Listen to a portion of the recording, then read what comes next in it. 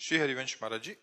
महाराज जी, पिछले 2 वर्षों से आपका सत्संग एवं एकांतिक वार्तालाप नित्य सुन रहा हूँ। धीरे धीरे अब पूरा परिवार भी आपको नित्य सुनने लगा है। परिवार के युवाओं में भी आपके प्रति श्रद्धा जागृत हुई है। आपकी वाणी से उनके विचारों में परिवर्तन भी आया है और नई ऊर्जा और दिशा मिली है। महाराज जी, मेरा एक प्रश्न है, किसी भी रिश्ते में अहंकार, ईगो और स्वाभिमान मतलब सेल्फ रिस्पेक्ट में कैसे फर्क करें? आज पूरा विश्व आपको सुनता है, आपकी देखो, बातों पर श्रद्धा। स्वाभिमान को हम जान नहीं पाए, इसलिए हम स्वाभिमान को, देहाभिमान को ही स्वाभिमान समझते हैं।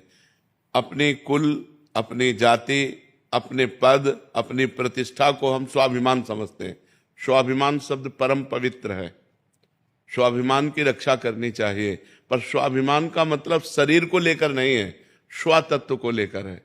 स्वतत्व आत्मा को कहते हैं। शंकर सहज स्व रूप संभारा तो लाग समाधि अखंड अपारा। स्व आत्म तत्व को लेकर के है, भगवत तत्व को लेकर के है। स्वाभिमान हम या तो किसी जाति पक्ष को लेते हैं, या कुल धर्म को लेते हैं, या राष्ट्र पक्ष को लेते हैं। कोई ना कोई हम पक्ष लेते हैं, लेकिन स्व का सही अर्थ है आत्मस्वरूप।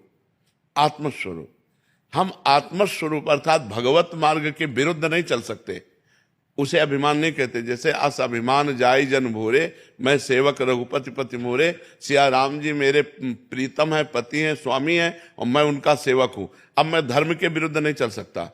हम अहंकार उसे कहते हैं जिसमें मैं के आगे कोई लगे। जैसे मैं अमु, मैं के आगे जो तत्व, मैं शुद्ध ब्रह्म है, उसके आगे जो शब्द लगता है उसे अभिमान कहते हैं। लेकिन स्वाभिमान जो कहते हैं वो आत्म तत्व को लेकर, स्व आत्मा का नाम, स्व भगवान का नाम है।